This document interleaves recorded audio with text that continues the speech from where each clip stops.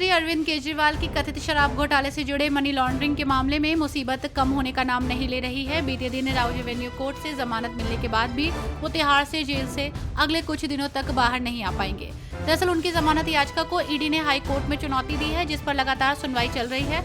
Court ने सोमवार तक लिखित दलील देने को कहा है।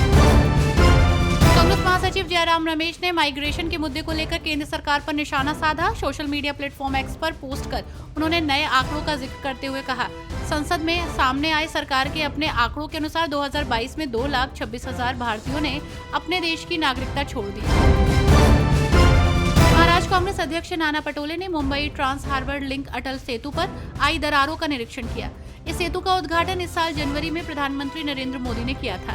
सेतु का निरीक्षण करते हुए पटोले ने कहा, दरारें दर्शाती हैं कि लोगों की जान खतरे में है।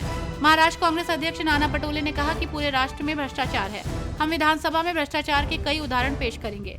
अटल बिहारी वाजपेयी का भारत की जनता सम्मान करती है, लेकिन बीजेपी उनके नाम पर भ्रष्टाचार करने से नहीं हिचकिचाती। अपनी पार्टी में अलग थलग चल रहे पूर्व सांसद अधीर रंजन चौधरी ने आखिरकार बंगाल प्रदेश कांग्रेस कमेटी के अध्यक्ष पद से इस्तीफा दे दिया।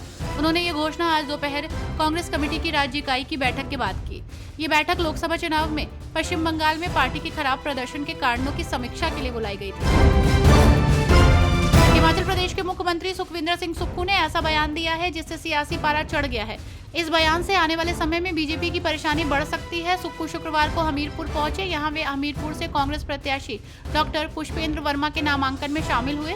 इसके बाद उन्होंने जनसभा को भी संबोधित किया। सुक्खू ने कहा, नेता प्रतिपक्ष जयराम ठाकुर सरकार बनाने के सपने लेना छोड़ दें। हमारे पास 38 विधायक हैं।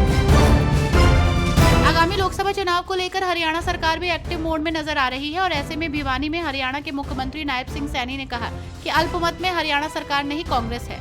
साथ ही उन्होंने सरकार के अल्पमत में होने के कांग्रेस के दावों को भ्रामक बताया और दावा किया कि मोदी के नेतृत्व में भाजपा हरियाणा में तीसरी बार सरकार बनाएगी।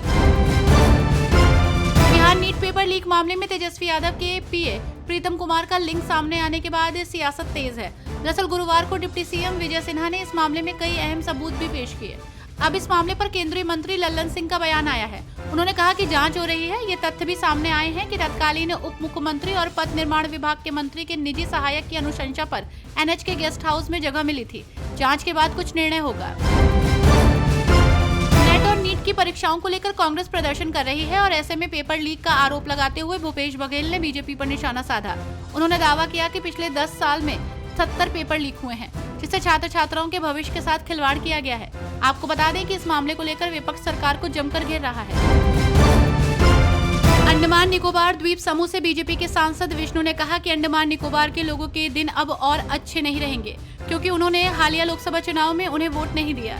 इसके साथ ही उन्होंने ये भी कहा कि निकोबार के नाम पर लोग पैसे लेते हैं, शराब पीते हैं, लेकिन वोट नहीं करते। कानपुर में आज एबीवीपी ने डीएम ऑफिस के सामने प्रदर्शन करते हुए एनटीए का पुतला फूका है। वहीं संगठन के लोगों का कहना है कि इस एजेंसी को खत्म कर देना चाहिए। आपको बता दें कि यूजीसी नेट की परीक्षा में धांधली के चलते केंद्रीय शिक्षा मंत्रालय ने इस परीक्षा को होने के बाद रद्द कर दिया, जिससे लाखों अभ्यर्थियों में नाराजगी के साथ एनटीए और सरकार के खिलाफ आक्रोश दिखाई दे रहा है।